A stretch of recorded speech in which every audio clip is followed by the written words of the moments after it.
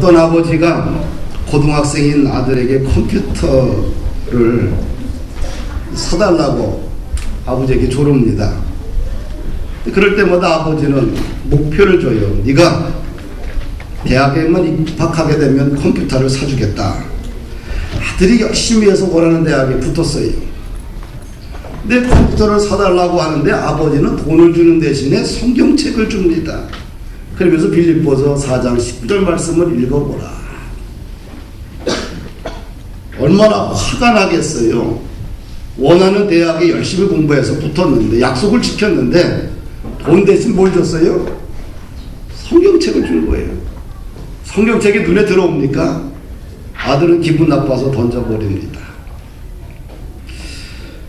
그리고 열심히 아르바이트해서 자기 힘으로 뭘 장만했겠어요?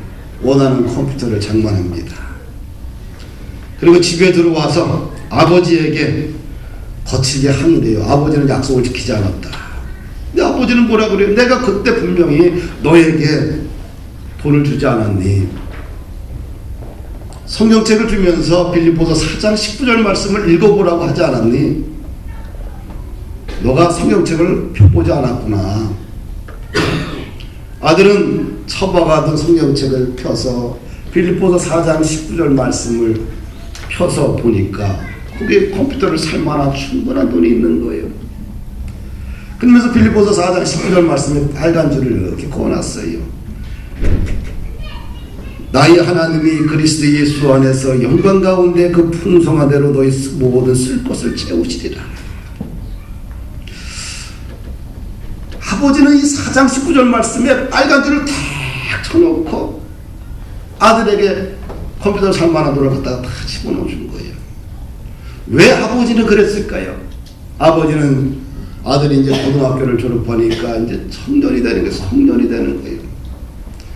이제부터는 인간의 육신의 아버지 나를 의지하지 말고 너희 인생을 전반적으로 책임지는 하나님 아버지를 의지하라고 기도 훈련을 시키는 거예요. 의지의 대상을 아버지가 아니라 하나님 아버지로 바꾸라. 기도하면서 너의 인생을 풍부하게 채워주시는 하나님을 의지하라. 그걸 가르쳐 준 거 아니겠어요? 사도 바울이 빌립보 성도들에게 가르치는 거예요. 너의 도움은 어디서 오느냐? 하나님 앞에 온다는 거예요. 빌립보 교회의 모든 성도들에게 풍성하게 인도하시고 섭리하시는 모든 쓸 것을 채우시는 분은 하나님이라는 사실을 사도 바울은 빌립보 교회 성도들에게 가르치고 있는 것이지요. 하나님은 우리의 모든 필요를 채워주십니다. 할렐루야. 근데 이 말씀을 읽어보면서 우리는 이 말씀에 그럼 누구에게 도대체 이 말씀이 적용되느냐는 얘기죠. 이 땅에 살고 있는 모든 사람들에게 다 적용되는 말씀이냐? 아니면 어떤 조건적인 말씀이냐? 이 말씀은 조건적인 말씀이에요. 모든 사람들에게 다 하나님께서 풍성한 대로 뭐 있을 것을 모든 것을 채워주신다고 말씀하지 않고 있거든요. 이건 조건적인 말씀이에요. 이 말씀 보니까 나의 하나님이, 바울은 그래 나의 하나님이라고 그랬어요. 나의 하나님이라고 부를 수 있는 사람, 그 사람에게 이 말씀은 효력이 있다는 거죠. 예수님을 구주로 믿고 고백하는 분들에게만 이 약속이 적용된다는 거예요. 예수님을 믿지 않는 사람들에게 이 말씀은 효력이 없다는 거지요. 모든 쓸 것을 채우시는 하나님, 이것은 나의 하나님이라고 고백하는 분, 예수님을 나의 왕으로 고백하는 그 분들에게만 이 말씀이 적용된다는 거예요. 또 하나는 우리의 필요가 그리스도 예수에 의해서만 채워질 수 있다고 고백하는 사람들에게만 이 말씀이 효력이 있다는 거예요. 할렐루야. 아멘.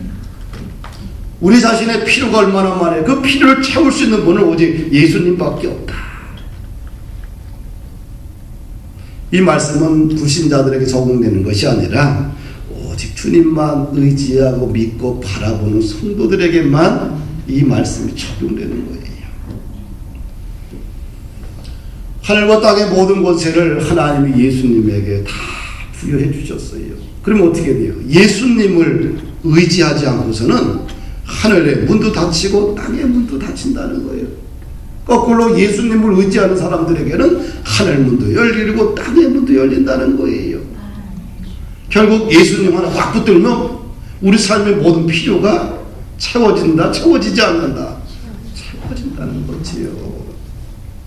성전 비문에 앉아서 걸식하던 안진뱅이가 있었어요.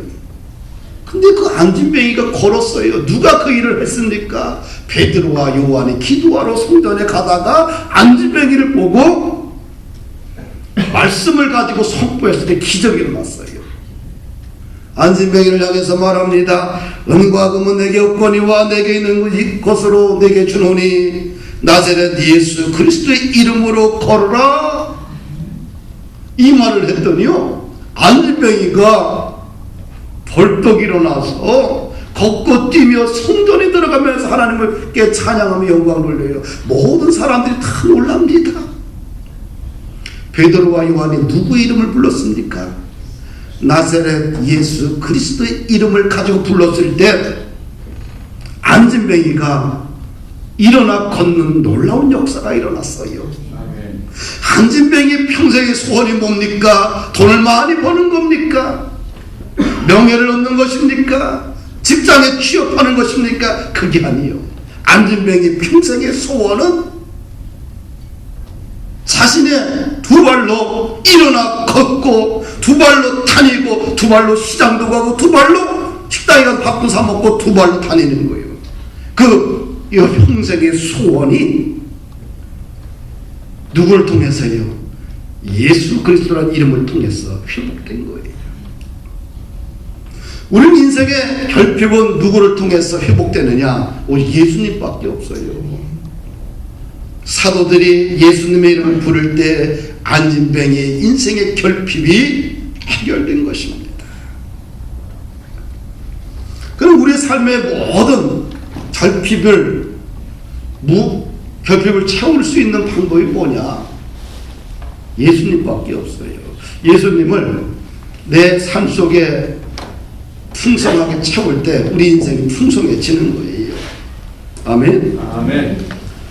금주에 우리 이제 교육자들과 국제학교 선생님들은 아침에 경건 예배를 드리는데, 경건 예배 시간에 최복희 대표의 간증 수기문을 함께 읽었습니다.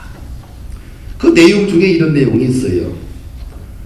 이 본죽의 처음 시작을 이야기하는데 2층 후미진 골목 2층에서 시작을 해요. 근데 2층은 사람들이 왕래하지 않아서 그냥 모든 업종이 들어갔다 다 망한 곳이에요.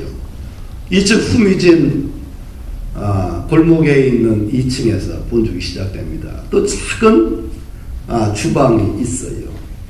근데 그 어렵고 힘든 시절, 하루 밥 먹고 살기 힘든 그 시절에 거기서 15개의 메뉴가 개발됐는데요. 현재 15개의 메뉴가 본죽 매출액의 70%를 차지한대요. 지금 석박사들이 많아가지고 많은 걸 개발했는데 걔네들이 개발해도 전체 매출액이 30%밖에 안 된대요. 그럼 이 사람이, 이 최복희 집사님이 무슨 식품영양학과를 나왔느냐? 그것도 아니요. 그냥 국문학과 나온 사람이에요. 근데 이 작은 주방에서 기적을 만들어내는 산실이 됐어요. 근데 그럴 때 가장 어렵고 힘든 그 시기에 그의 삶을 고백을 하니까 말씀이 입에서 떠나지 않았대요. 아멘.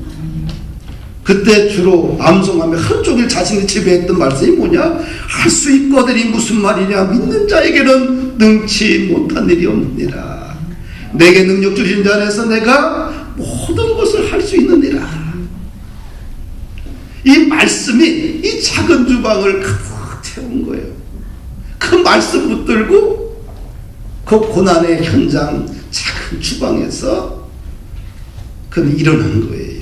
뒤돌아보니까 그 작은 주방, 별 볼 일도 없고 희망도 보이지도 않고 한강 막혔던 그 주방이 결국 본죽이라는 회사가 세워가는데 거기서 다 이루어졌다는 거예요. 말씀이 지배를 받으니까요, 그 공간이 기적의 산실이 되는 거예요. 할렐루야. 뭐로 채웠어요? 삶의 자리를 예수님으로 확 채우고 나니까 풍성해지는 거예요. 하나님이 지혜를 주고요. 그때 만들어졌던 모든 메뉴들이 오늘날 가장 인기 있는 상품이 된 것이지요. 예수님은 하나님의 뜻에 완전히 100% 순종했던 분입니다. 자신의 사역의 방향이나 육신적인 필요나 능력을 전적으로 하나님께 의존했어요. 그래서 예수님은 자신의 모든 삶 가운데서 자신의 정체성을 하나님에게서 찾았어요. 그리고 하나님의 형상을 회복하는데 자신의 인생을 다 던진 분입니다. 그래서 예수님은 항상 하나님께 그의 생각을 고정시켰어요. 그래서 그의 사역에 하나님의 영광이 회복된 겁니다. 간단해요. 우리의 가정에 하나님의 영광이 회복되기 위해서는 뭐가 필요하냐? 우리의 일터 속에 하나님의 영광이 회복되기 위해서는 무엇이 정말 필요하냐? 많은 사람들이 돈이라고 이야기해요. 그러나 그렇지 않아요. 하나님께, 예수님께 우리의 생각과 우리의 언어를 고정시키면 그곳이 하나님의 영광이 지배하는 곳이 됩니다. 그것이 회복이 일어나는 거예요. 할렐루야. 아멘. 뭐 어떻게 해야 되느냐? 하나님이 예수님의 말씀을, 예수님을 그냥 가득 채워야지만 주님이 그때부터 일하기 시작하겠지요. 우리 구약 성경에 보면 하나님의 이름이 많지요. 하나님의 이름이 참 많은데 대표적인 이름이 뭐예요? 여호와입니다. 여호와. 스스로 존재하는 하나님이라는 뜻이죠. 엘로힘 하나님은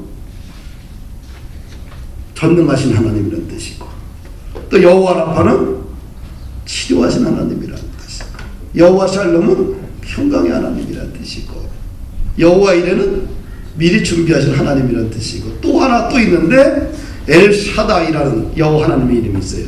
공급하시는 하나님이라는 뜻이에요. 공급하시는 하나님. 하나님의 이름 중에 엘샤다이는 공급하시는 하나님입니다. 이스라엘 민족 가운데 생생하게 역사하셨던 하나님이 엘샤다이 하나님이에요. 이스라엘 민족을 처음부터 끝까지 먹이시고 입히시고 보호하셨던 분이 엘샤다이 하나님인데, 낮에는 불기둥으로 낮에는 구름기둥으로 밤에는 불기둥으로 이스라엘 백성들을 보호하셨잖아요. 목이 말라 있었을 때에 단단한 반상에서 하나님은 물을 공급해 주셨지요. 바로의 군대가 이스라엘 백성들을 죽이려고 찾아왔을 때 이스라엘 백성들을 보호해 주셨어요. 그러니까 이스라엘 백성들이 필요한 모든 것을 다 공급하신 분이 누구예요? 엘샤다이, 공급하신 하나님이에요. 매일매일 필요한 양식을 이스라엘 백성들이 공급했지요. 엘샤다이 하나님. 예수님도 제자들에게 이렇게 기도하라고 그래요. 일용할 양식을 우리에게 주옵시고. 할렐루야. 공급하시는 하나님. 결국 인생의 문제는 예수님을 통해서 결국은 해결될 수밖에 없다는 겁니다. 인생의 결핍, 모든 어떤 경제적인 것뿐만 아니라 모든 것들은 예수님 안에서만 해결이 가능해요. 선지자 예레미야는 이렇게 고백을 해. 중심에 회상한 즉 오히려 소망이 싸움은, 자기 중심에서 이렇게 회상해 보니까 그래도 소망이 있어. 여호와의 자비와 긍휼이 무궁하다는 거예요. 아, 내 인생은 힘들고 고달프지만 내 마음으로 생각해 보니까 소망이 있다는 거. 왜? 여호와 하나님은 자비와 긍휼이 무궁하시기 때문에. 이것이 아침마다 새로우니 주의 성실이 크소소이다. 내 심령에 이르기를 여호와는 나의 기업이시니 그러므로 내가 저를 바라리이다. 하나님은 날마다 새로운 것을 공급해 주시는 하나님이라는 것을 그가 깨달았어요. 왜? 하나님은 자비와 긍휼이 많고, 그래서 아침마다 일어날 때마다 새롭다는 거예요. 할렐루야.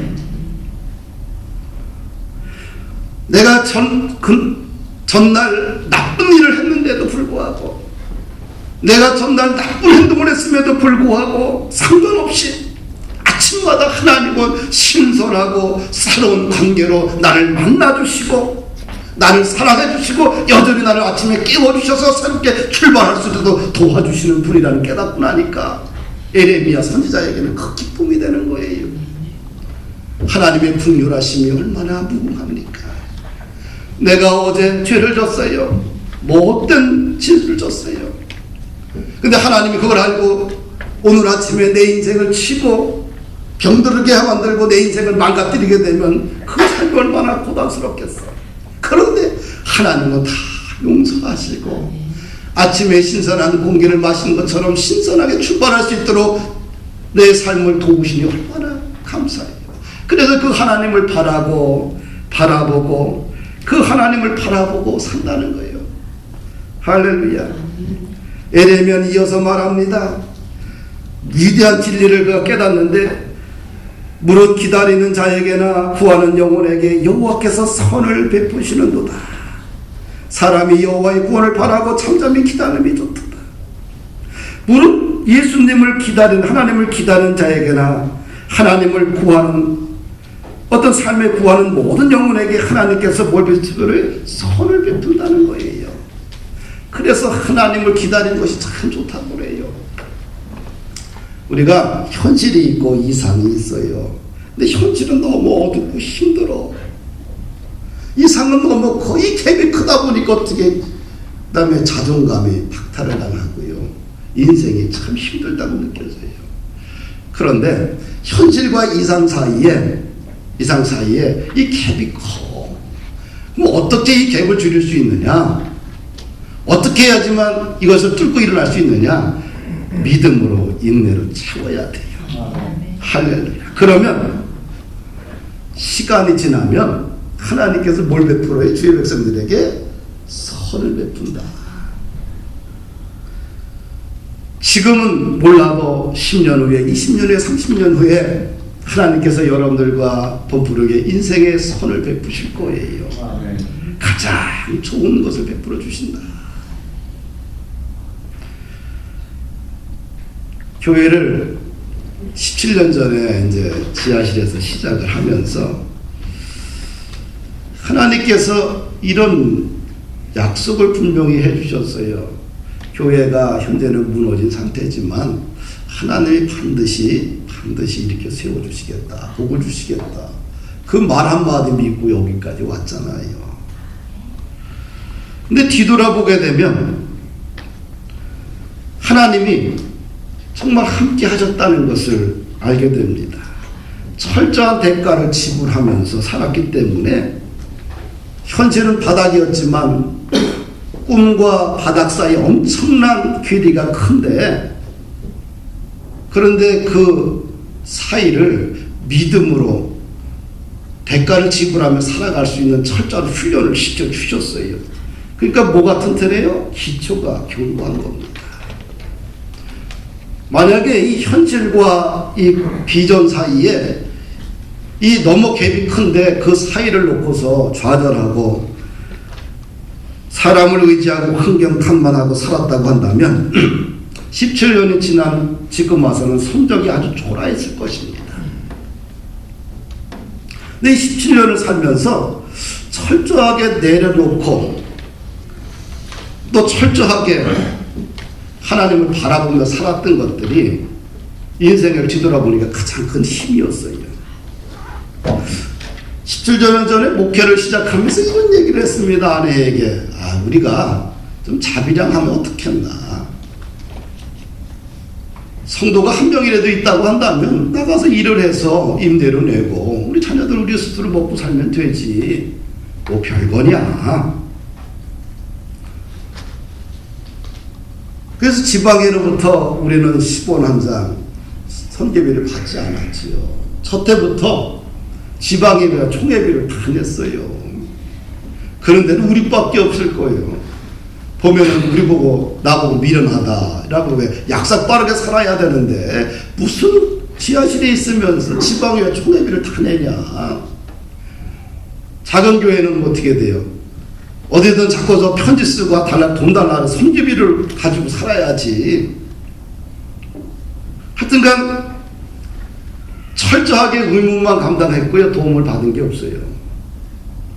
많은 목회자들이 말합니다. 교회 목사는 하나님이 주는 거 갖고 먹고만 살면 되지. 무슨 다른 일 하면서 사냐. 우리 보고 목회 잘못하고 있다. 많은 사람들이 손가락질을 해요. 그런데 어떤 생각을 했냐 하면은 좀 인생이 좀 더디더라도 좀 추하게 살지 말자.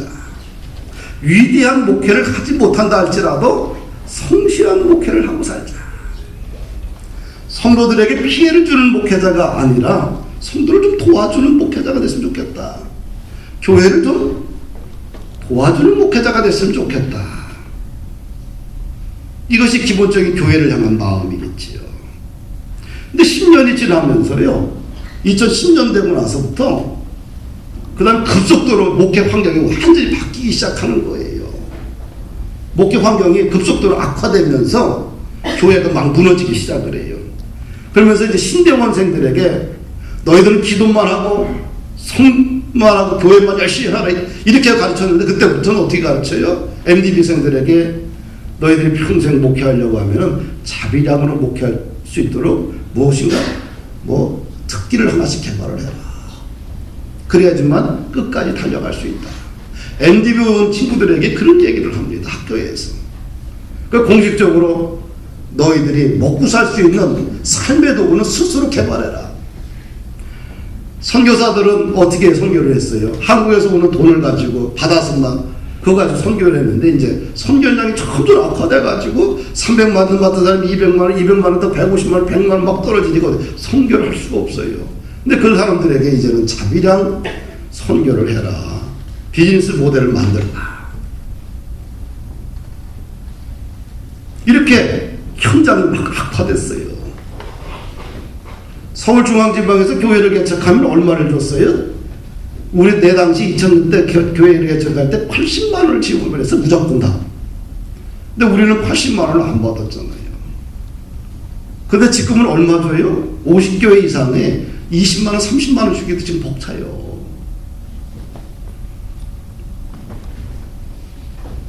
근데 하나님께서는 17년 전에 목회 현장이 바뀐다는 걸 미리 아시고 철저하게 대가를 지불하고 자생적으로 살 수 있도록 은혜를 부어주시고 생각의 틀을 바꿔주신 것이 얼마나 큰 기쁨이고 은혜예요. 할렐루야. 기초가 견고하니까 어떻게 돼요? 힘이 있어요. 무너지지 않아요. 오히려 따뜻한 곳에서 보호받으면서 목회를 했다고 한다면 지금 더 어려움 속에 갇혀 있었을 거예요. 황야 속에 내동댕이 친 상태에서 17년 동안 하나님이 주시는 은혜를 공급받으면서 그분이 필요를 채워주시는 은혜를 공급받으면서 살았기 때문에 기초가 튼튼해지고 미래에 대한 꿈을 꿀 수가 있는 것이지요. 사랑하는 여러분들, 오늘 이 본문 말씀은 나의 하나님이 너희 모든 쓸 것을 채우시리라 채워주신다고 했는데 50%만 채워준다, 60%만 채워준다 어떤 조건을 걸지 않았어요. 100%예요. 할렐루야. 100% 채워주신다는 말씀이에요. 하나님은 제한이 없어요. 내 생각에 제한을 갖고 있는 것이지 하나님은 제한이 없는 분이다. 우리 생각만 좀 바꾸고 우리의 신앙의 대상만 좀 바꾸면 우리 인생을 완전하게 리모델링 할 수 있는 분이 하나님이셔요. 할렐루야. 말라기 선지자가 이런 말씀을 합니다. 너희 창고에 너희가 거둔 것의 11조를 가져와 나의 집에 먹을 것이 있게 하여라. 그것으로 나를 시험하여라. 내가 하늘 문을 열고 너희가 쌓을 공간이 넘치도록 너에게 복을 붓지 아니하나 보라. 말라기 선지자는 뭐라 그래요? 하나님은 복을 주시는 분이라는 거예요. 하나님은 너희를 향해서 무한한 복을 주시려고 준비하고 있으니까 말씀을 지키라는 얘기지요. 나는 내 인생에 아직 반밖에도 돌질 않았잖아요. 아직도 60년 이상을 치야도 살아가야 될 삶이 남아 있습니다. 근데 여기서 멈춘다고 한다면 내 인생의 미래가 얼마나 답답하겠어요. 나는 여기서 멈추고 싶지 않거든요. 아직도 60년이 남았는데 이상이. 나는 내가 해야 할 일이 너무 많습니다. 그러나 내 힘으로 불가능한 일이 너무 많아요. 그럼 하나님이 도우셔야 돼요. 더 많은 지혜를 주시고 더 많은 능력을 공급해 주시고 더 많은 간섭이 주님께서 해주셔야지만 앞으로 인생의 반바퀴 이상을 달려갈 수 있는 거예요. 그래서 나는 주님께 드리는 것이 굉장히 좋아합니다. 행복해요. 주님께 드리는 헌금 드리는 것 너무 좋아하고요. 주님을 위해서 헌신하는 것은 너무 좋아해요.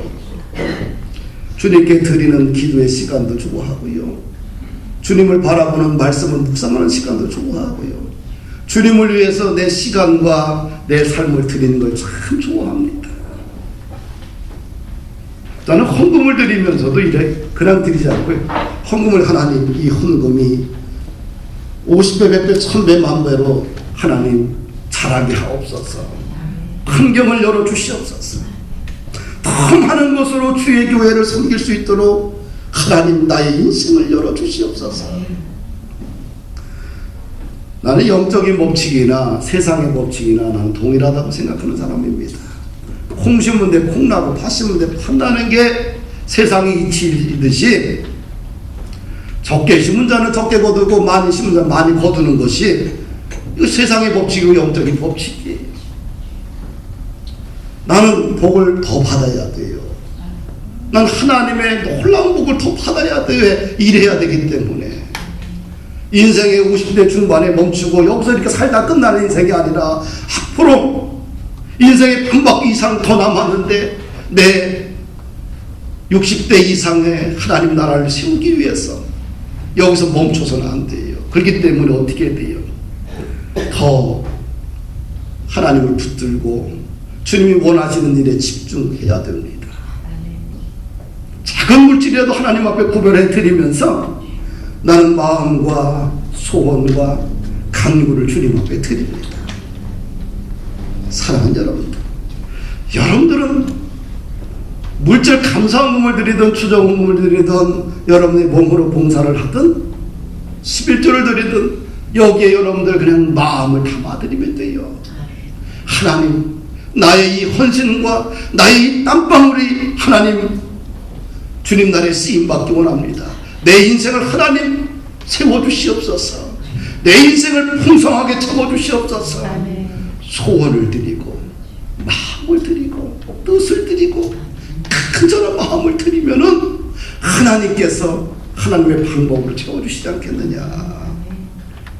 하나님만이 우리 모두의 유일한 공급자이십니다. 할렐루야. 근데 하나님은 이 공급자인데 제한이 없다는 거예요. 영광 가운데 그의 풍성함을 따라 공급하신다고 특별히 강조하고 있잖아요. 우리 정부는 정부가 우리의 모든 삶을 다 책임질 거라고 생각하지 말아요. 이것처럼 어리석은 게 어디 있어요. 정부가 나의 노년까지, 나의 인생까지, 나의 직장까지 다 책임져 줄 거라고 생각하지만 이건 가짜입니다. 어떤 대통령이 나와도 이런 인간의 모든 문제를 해결해 주지 못해요.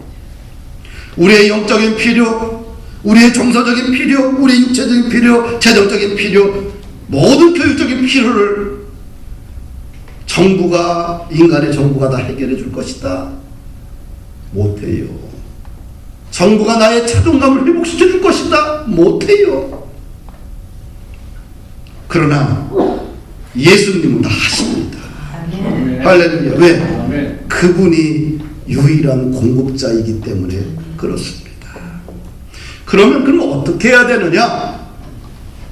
우리는 기도해야 돼요. 할렐루야. 우리가 채워지기 위해서는 모든 생산자이면서 공급자이신 우리가 예수님을 붙들어야 돼요. 그것이 누가 가르쳐? 예수님이 그렇게 제자들이 가르쳐 주셨어요. 마태복음 18장 19절 20절 보니까 두 사람이 땅에서 합심하여 무엇이든지 구하면 하늘에 계신 내 아버지께서 저희를 위하여 이루게 하시리라. 마태복음 21장 22절에 보니까 너희가 기도할 때에 무엇이든지 믿고 구하는 것은 다 받으리라. 요한복음 16장 24절 보니까 지금까지는 너희가 내 이름으로 아무것도 구하지 아니하였으나 구하라 그리하면 받으리라. 너희 기쁨이 충만하리라. 그를 향하여 우리의 가진 바 담대한 것이 이것이니 그의 뜻대로 무엇을 구하면 들으심이라. 요한복음 14장 13절 14절 말씀 보니까 예수께서 제자들에게 말씀하시되 너희가 내 이름으로 무엇을 구하든지 내가 시행하리라. 아멘. 아멘. 사랑하는 여러분들, 하나님은 우리의 모든 필요를 다 채워주시는 분입니다. 우리의 유일한 공급자요 생산자는 하나님밖에 없어요. 인간의 정부는, 사람들은 나의 삶을 다 채워줄 수가 없어요. 그런데 하나님은 다 채워주셔요. 믿으세요. 우리 교회 또 여러분들의 가정과 일터와 여러분들의 인생을 예수님의 이름으로 충만하게 채우세요. 일터가 예수님의 영으로 가득 찰 수 있도록 분위기를 바꿔놓으세요. 앞에도 성경골자, 뒤에도 성경골자, 사방을 달려봐도 다 말씀으로 가득 채워주면서 그 말씀이 여러분들의 심령 가운데 깊이 스며들도록 만들어주세요. 그러면 어둠의 영이 떠나가겠지요. 하나님이 그 자리에 함께 하니까 작은 골방에서 기적을 만들어내는 산실이 되겠지요. 아멘. 그리고 부르짖어서 기도하는 거예요. 기도하면 열린다. 아멘. 아멘. 그런 믿음으로 또 한 주간 여러분들의 인생을 채워가기를 축복합니다.